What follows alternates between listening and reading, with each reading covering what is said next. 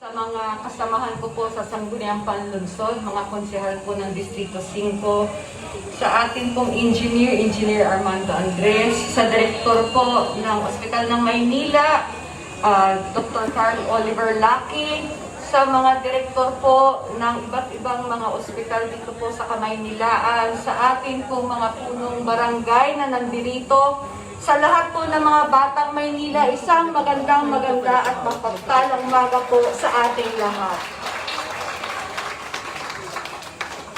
Alam niyo po, napakarami ng taon ang nakalipas, hindi ko na po bibilangin, na kung saan po ito pong ospital ng Maynila ay naging tahanan ko po sa 4 na taon. Dito po ako nag-aral at natuto at naging espesyalista sa larangan ng dermatology. Noon pong mga panahong yun ay totoo pong luma pa po ang ospital ng Maynila. Ngunit bagamat luma po ang ospital ng Maynila, masasabi ko po na lahat po ng nagsipagtapos at naglingkod dito po sa ospital natin ay masasabi ko po talaga naman po karapat-dapat at naging successful po sa kanilang mga larangan. Bagamat hindi na po aktibo sa larangan ng medisina, ang aking pong tinakat ay sa larangan naman po ng paglilingkod sa ating pong pamahalaan, ay natutuwa po ako ngayong araw na ito. Masasabi po, isa na naman po kasaysayan, hindi lang po sa aking buhay, kundi po sa buhay ng mga batang Maynila. Dahil nakabalik po ako ngayong araw na ito at nasaksihan ko po ang pagsisimula ng isang bagong ospital ng Maynila. Karamihan po ng mga doktor na nandito po, mga kasamahan ko pa po. Yun po nga nagdasal kanina ay karakso ako, si Dr. J. Galvez. Asan ba si Dr. J? Hi J. Karamihan po na nandito ng mga ospital na kung sino po naglilingkod ay nandito na rin po. Kaya mention po sa isang kasamahan po namin sa Department of Dermatology na nasawi po dahil sa COVID-19, si Dr. Marceliano Cruz, kasama pa po siya sa Department of Dermatology. Kaya kami po ay nagpapasalamat sa ating punong lungsod dahil mapapaganda na naman po niya ang ating pong pinakapinyado ospital, ang ospital ng Maynila. Para po patuloy tayong bigyan ng inspirasyon, hindi ko na po pagkakatagalin ang ating pong punong lungsod, Mayor Francisco Isko.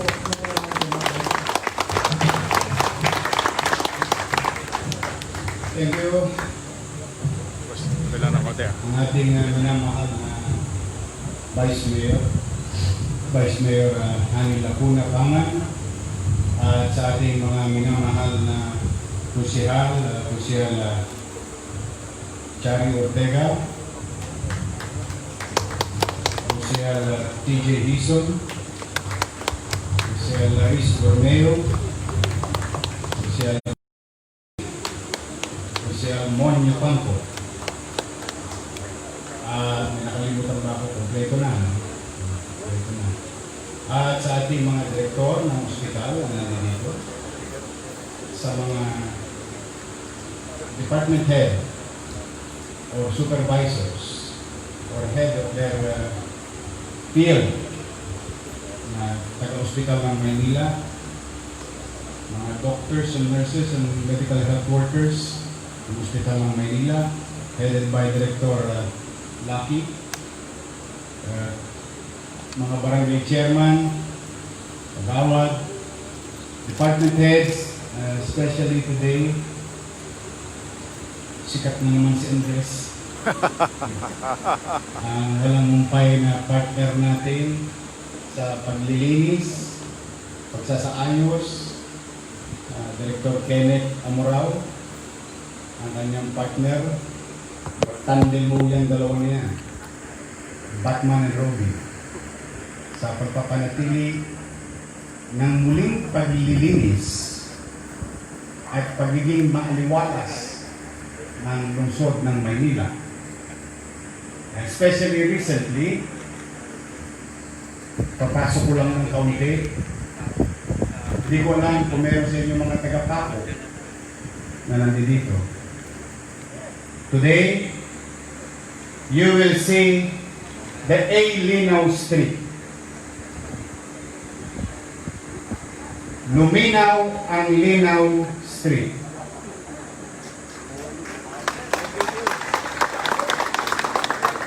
"12 years. Yan. 12 years. Hindi nakita yung kalye na yun. Parang recto. 30 years. Hindi nakita yung kalye na yun. And today, you can drop by A. Linaw Street and you'll see, may kalye pala. And just so you know, there is about 20 trucks already. Chairman ko studio, mga taga-roon yan.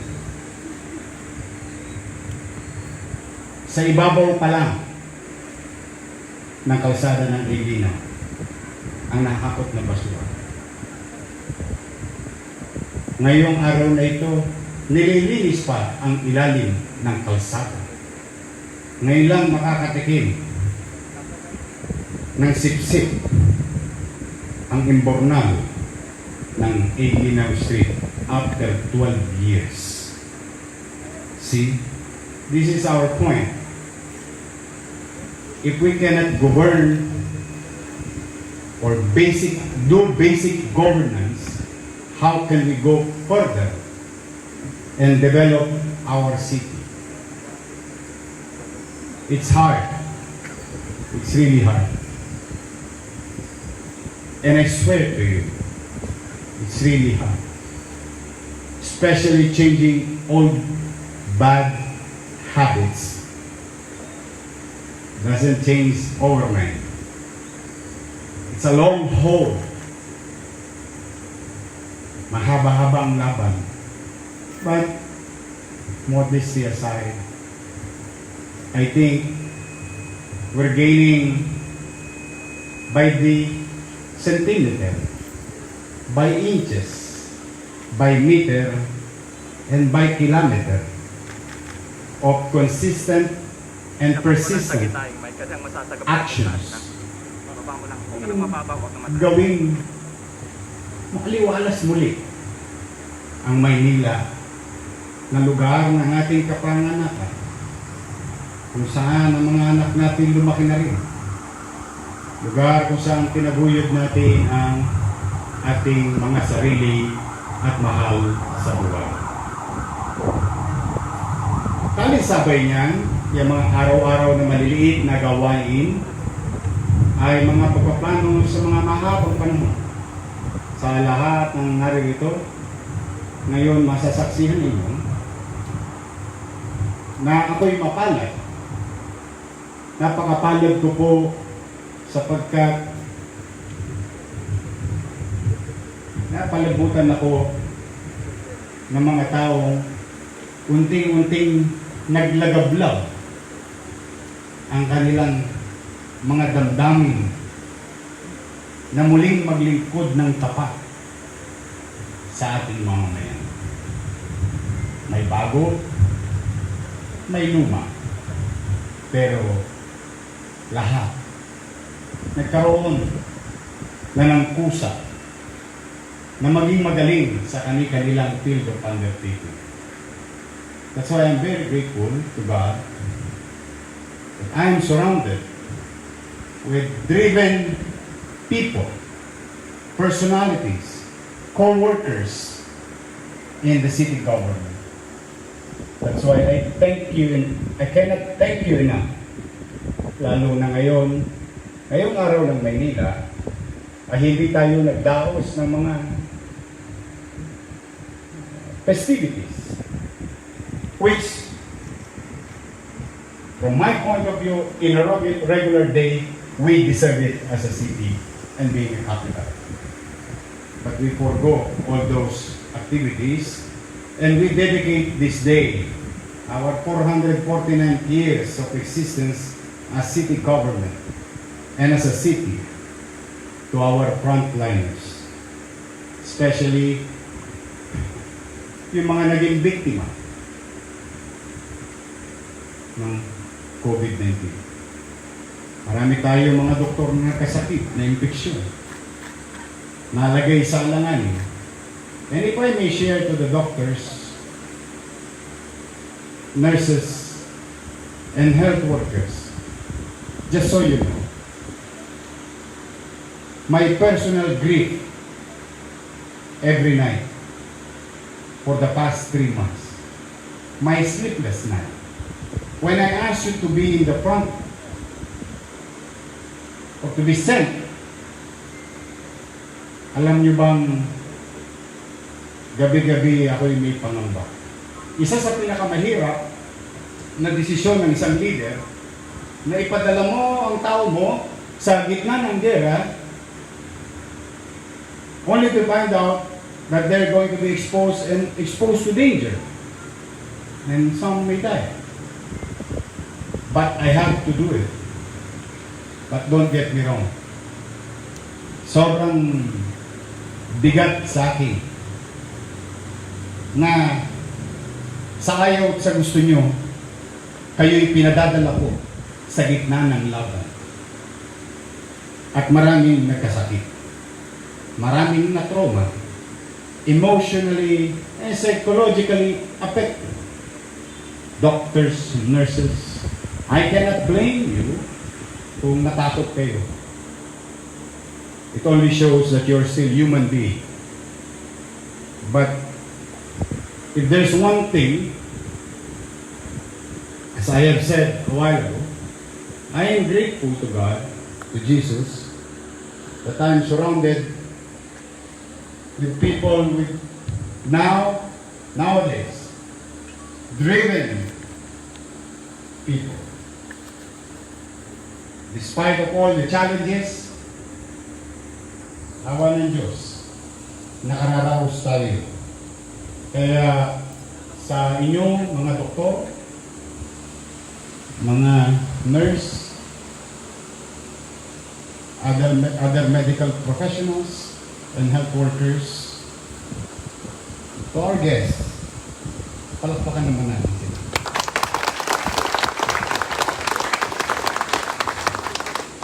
We cannot thank you enough.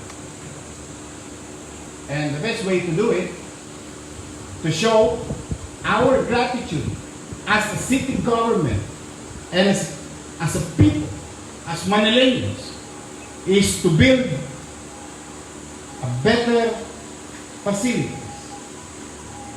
hire more people.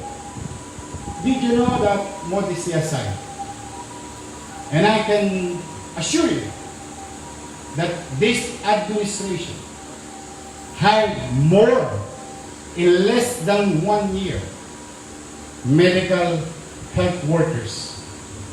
Not because it's COVID-19, because it's a matter of policy. When we claimed before, when we promised our people, our constituents, to have a better healthcare system, hindi po yun naway. Totoong pangarap yun. Pero nung ako'y nabigyan ng pagkakataon, saksing buhay ang inyong Vice Mayor on how I prioritize hiring of medical personnel.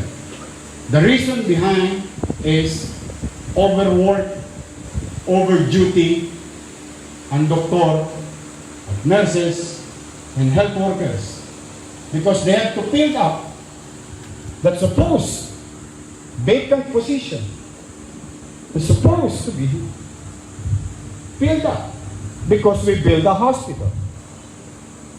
I don't want our medical institution is parang edifice for purposes of press release. I want it to run smoothly, perfectly, and efficiently. And the best way to do it is to literally invest in human capital to run our institution fairly at the very least. Sa tagal ko sa maging bahagi ng pamahalang lungsod, I've heard a lot of stories and so on and so on. And this experience of mine for 2 decades taught me on how to address it. In fact, a few hours ago, about additional 10 was just signed today. And I will never stop hiring. And please tell this to everyone. Not only to Ospital ng Maynila, but to our medical institution owned and run by the city. We are hiring. We will continue to hire. We will build up all those positions. We will not stop. Nagkaroon lang ng masamang impresyon ang pamahalang lungsod ng Maynila. Kaya nilayuan tayo ng mga profesional. But I hope they got the message already that we've been sending for the past 11 months. That we will strengthen our healthcare services in the city of Manila. In fact, just so you know, for some who might forgot or nakalimutan, baka hindi nyo na naalala, it is only the city of Manila who came up with COVID Center through the leadership of Dr. Padilla. It was the first, and in fact, still the only local government unit na may particular na center for them, for our future and still incoming patients, and hopefully wala nang dumating.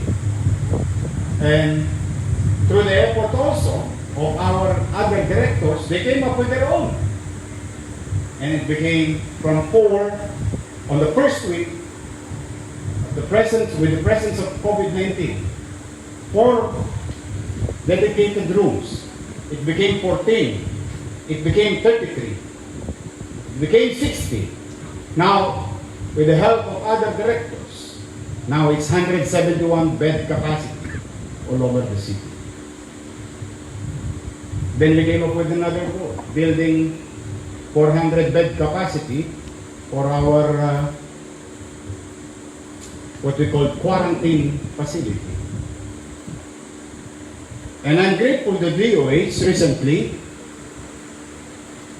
when they showed I think the term is TPMF,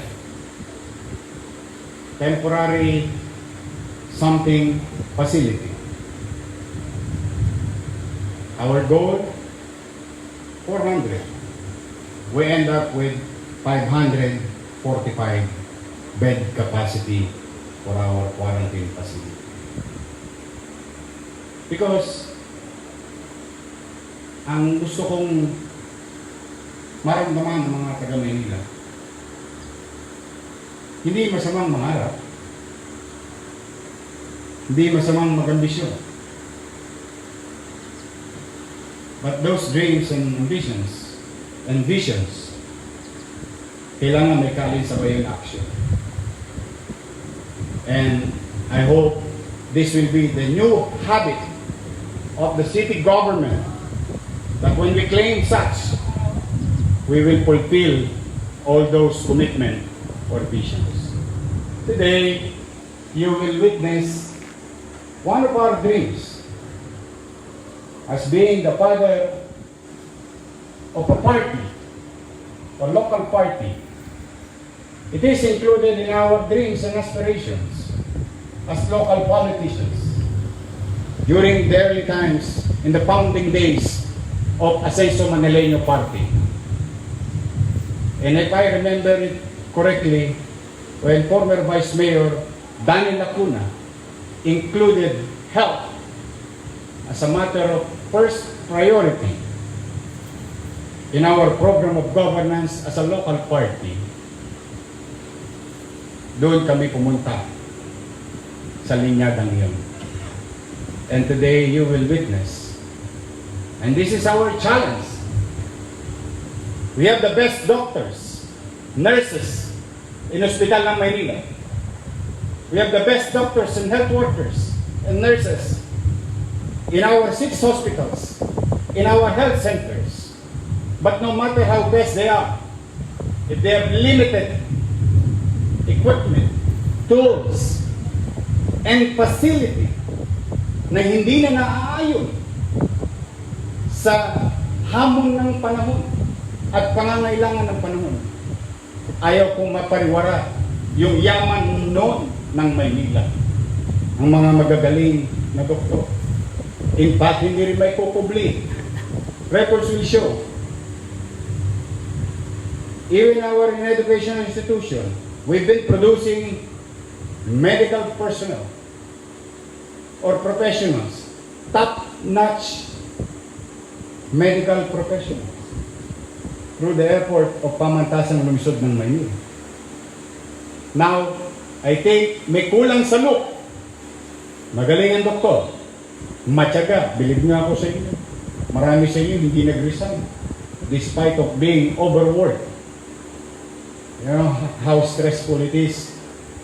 It's high time for our hospital ng Maynila medical personnel to have the best public hospital building and facility with modern equipment. Today you will witness it. You will witness an edifice to be built in this area. But it will not stop there. I can assure you, and you know better than me, when we start putting up equipments in this part of the city where the new hospital ng Maynila,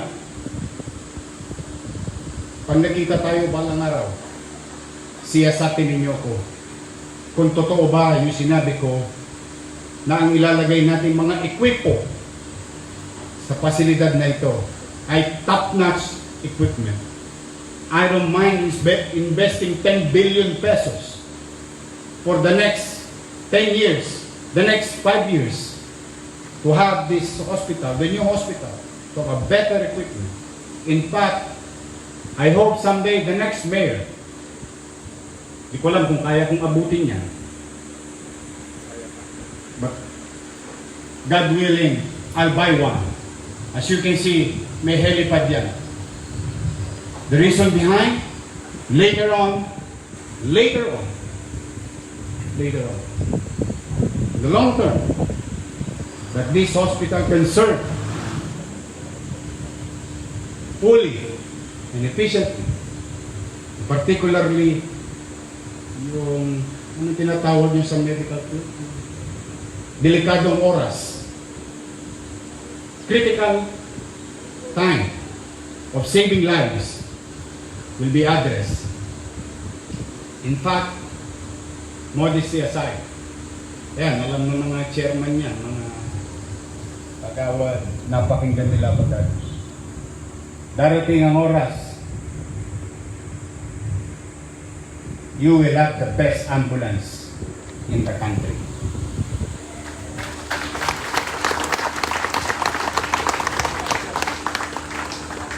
A life-saving ambulance. Literal. We will have our people trained.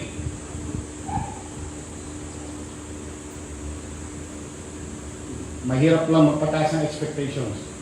But I guarantee you, it's gonna be here in the city of Manila. I promise 6. We're buying 12. 6 for each hospital, and 6 that will run in the city 24 hours a day. Because you deserve better things from your city government. Mahirap, matayog, mataas ang pangarap. Ngunit gaano man kataas ang pangarap natin, ang pinakamabisa sa araw-araw ng buhay natin ay gumagawa tayo ng hagdanan na ating aapakan tungo at maabot ang mataas nating pangarap. Today, we will raise again the way we did in condominium, the new era of public housing, the in-city vertical housing is now on the way. And now, the new era of public hospital. We will show to the less fortunate. Ipakikita natin sa mga mahihirap na hindi como public hospital ay mukha ng public hospital. No. We will make them feel your love, your care, and giving value, equal value sa buhay ng lahat ng Manileño sa lungsod ng Maynila. Kaya po sa inyo lahat dito, maraming salamat sa inyo. I will see you in the coming weeks, just across the street. The next goal is we will compete with Singapore Zoo.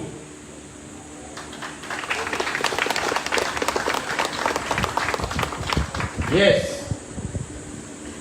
Ganun katayo ang pananaw natin.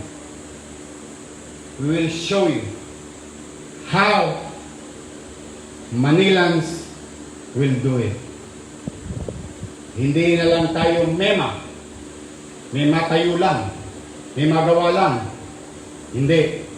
When we do it right, we do it efficiently, and may awa ang Diyos, we do it effectively and get the best of everything as much as possible. Kaya sa inyong lahat dito, good luck. Please keep safe. I need each and every one of you. Mahirap tong atin. At mahirap din ang mga pangarap namin. Matayo. Pero hindi ko yan makakamit kung hindi ko kayo kasama. And again, I am grateful to the Vice Mayor Hani Lacuna, to the members of the City Council, them, to do something and talk to them many times kung saan papunta ang Maynila. And I thank them for believing. And that's why I want them to be part of this today's history. So that they will know na yung pagpapapuyat ko sa kanila, yung pagpapatawag ko sa kanila, ay hindi napapariwara. Kaya maraming salamat, palakpakan natin ang ating mga pusyal sa Maynila. At siyempre, ang nag-iisang maganda, isa lang naman talaga ang Vice Mayor. Ang aking kinakapatid, and I think if Boss Danny understands everything, he will be proud of her daughter.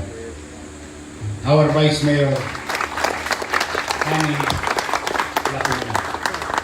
So, mga kababayan, mga kasama kong tagapaglingkod sa bayan,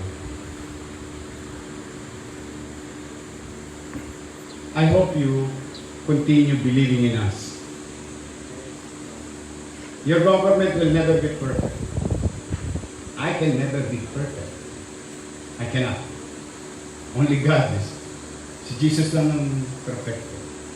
But one thing for sure that I can guarantee you, pag kami nadapa, babangon kami ulit. At yung galos sa tuhod namin ay magpapaalala sa amin na huwag na muling gawin anumang ang pagkakamali na gawa namin na siya naging dahilan ng pagkakadapa namin. Kaya, I hope you continue believing that there will be bagong Maynila. Barely 1 year. Barely 1 year. Barely 1 year. I cannot even imagine. You know, Dennis Lacuna at si Architect Balmores, hindi magkanda-ugagaya mga yan. Sila mga arkitekto ng Maynila. Talagang pinanggigigilan ko sila.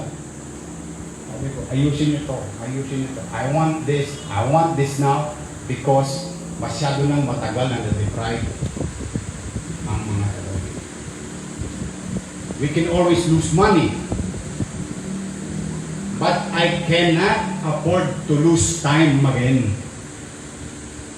Because with money, we can gain back money.